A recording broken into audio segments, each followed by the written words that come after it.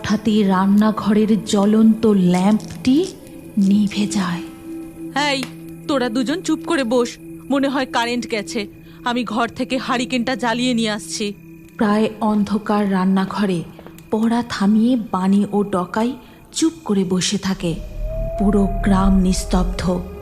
বাইরে ঝিঝি পোকার আওয়াজ, আর মাঝে মধ্যে শিয়ালগুলোও ডেকে উঠছে। হঠাৎই বানি অনুভব করে তাদের রান্নাঘরের পিছন দিয়ে কে যেন হেঁটে যাচ্ছে। দেশলাইটা কোথায় রেখেছি কি জানি, প্রয়োজনে খুঁজেও পাওয়া যায় না।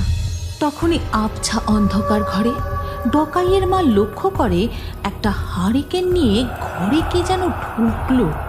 কে কে তুমি? কে আমি? দেখতে চাস আমি কে? তবে এই দেখ।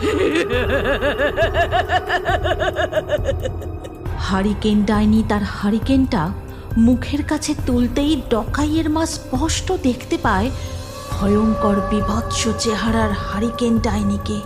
সে ভয়ে দৌড়ে পালাবে, এমন সময় হারিকেন ডাইনি তার একটা হাত বাড়িয়ে গলাটা চেপে ধরে।